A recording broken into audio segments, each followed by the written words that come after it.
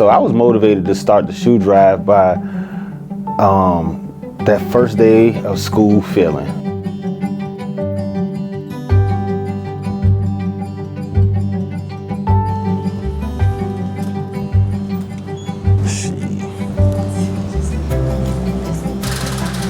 What's up, boss? Good morning. Oh, I guess we're gonna tack over here. All right. It all is rooted in that, you know, when you can sit back and just recall laying out your outfit and the anticipation, the excitement of just knowing, like, man, this day, on this day, I'm gonna be a star. And it's that confidence that has sent me on a different path in life. And I feel like that's like a foundation for any kid coming from a world where I come from, just to get some foundation up under them, a leg up in the world, and starting with their feet. Growing up, man, I had no idea I was poor. And then I say poor, I was never poor. But I mean by the standard of the world today, people looking from the outside in from a financial aspect. I didn't know we grew up in an impoverished environment because we had everything. So as I've been going through the years of life, trying to figure out what is wealth on this quest to finding wealth, and I've been just going back to the origin. So that was like the purpose for the shoe drive, or everything I do, because I'm chasing that feeling of how I grew up. I grew up in a community where everybody looked out for each other, whether it was, you know, food under your kitchen, you may use some clothes, a suit, whatever you had, extra pair of shoes, whatever you had, we had, and that's what worked. And that was a norm. Peace. How y'all doing, party people? Listen, man, this drive is everything to us, and we foot boots to the ground, or however you want to say it, pedal to the metal for the youth, and that's what we're doing for our community, man. Brandon is an excellent brother, and he come together with us, and we putting this thing together and getting it out to the youth, and digs by digs, the kickback to school 2025, peace party people, and a host of other people that come along with good value to the community. So yeah, man, that's what we're doing. Yeah, good morning. This is Marcus Ward. I'm a youth outreach coordinator and re-entry specialist. And today we in DTLR for Digs by Digs shoe drive. I want to say this is the 6th annual shoe drive, and I am grateful for him allowing us to come in with the Outdoor Adventures program to select 21 youth to have their shoes handpicked, and for the shoe drive this weekend. Congratulations. Let me tell you something. Jordan always gonna come out with a shoe. He got the same shoe right there, the 4 style. Kobe, these are elite. Real athletes wear Kobe's. You get the Kobe. They only come out every now and then. That make them rare. Jordan always gonna come out. Welcome back. Another year. Year 6 of Digs by Digs, kick back to school, shoe drive. Yeah. This year, it's a little bit different.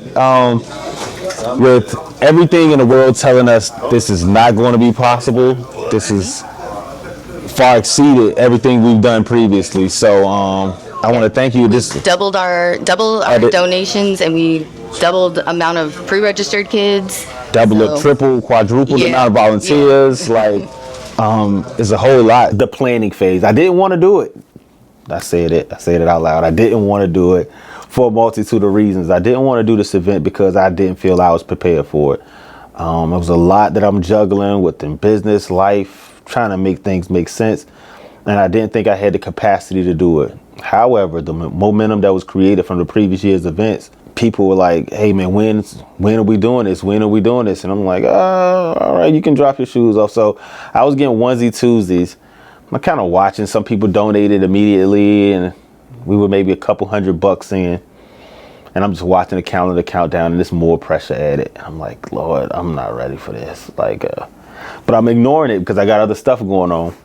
2 weeks out from the event, and we got like $800, and I had a $10,000 goal. I was like, we're not gonna get this. So I do my due diligence and just started asking. And this was a big thing for me because I don't like to ask people for stuff. I just don't. But I reached out and I asked people, you know, and I don't know how many people I asked, but the focus was on the yeses. And I think we got 82 yeses.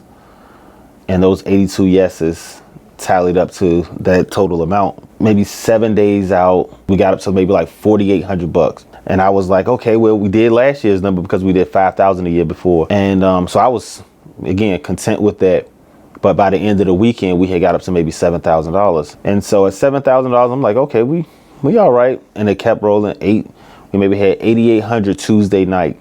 Went live and was like, hey, we're about $1,000 away from clearing this $10,000. When I hung up got off of that live, like Apple Pay hit $4,000. I'm like, so I called just one of my friends. I hit him and was like, hey, bro, you just saw my live? And he was like, you know I don't have social media. And I'm like, I know you don't have social media, but I thought that maybe you had to have social media because I just put this message out a minute ago. I just got off and this just hit. He was like, nah, you know, it was on my mind this morning. I know I was saying I'm gonna do it, but I kept forgetting. I just woke up and I just hit it. So the same day after getting that, I still hadn't thought as far as like how we're going to transport all these shoes. So I get a phone call from my Navy task and she's like, yeah, I got this Jeep group, female Jeep group out in Virginia Beach. And they want to know if they can create a convoy to drop off the shoes on the event day. I'm like, yeah, all right, dope. So again, all these things are just falling into place because I was obedient and still went forward with what I was supposed to do. We went to DTLR and I had more hands than I knew what to do with because I'm always intimate, hands-on, working. And there were so many people just like, what do I do? And this was where like that leadership piece, like, all right, you give people a job and people were like excited about their job. Hey, you get the size 7s on the list. You get this, you get that. It was kind of like the anxiety in me was just riding up because I didn't know what to do with my hands.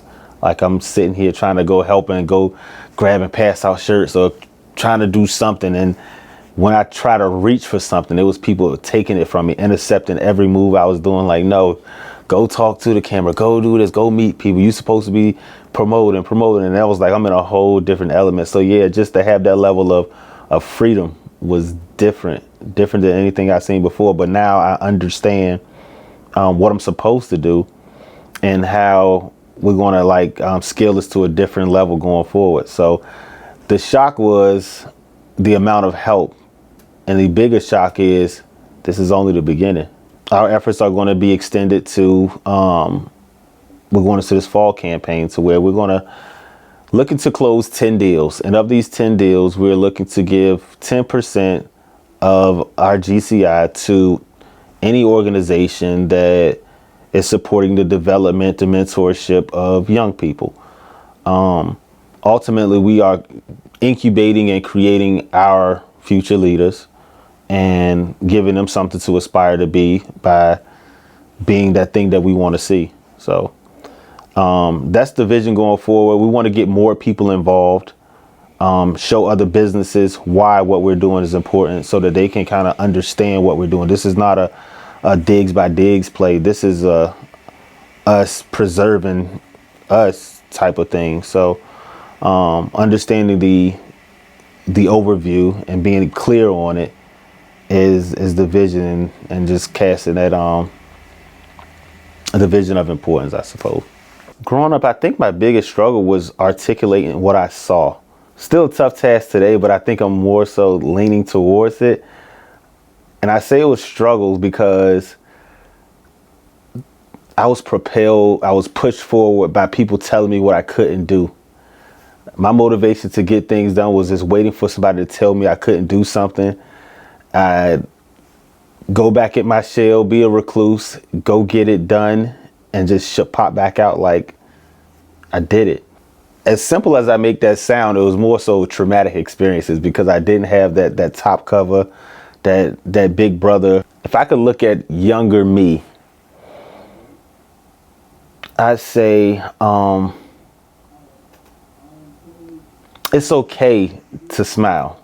Me being in that hard shell, I just traveled a long, lonely road for a long time. And getting to this point, I feel like I could have accomplished so much more if I would have been receptive to people.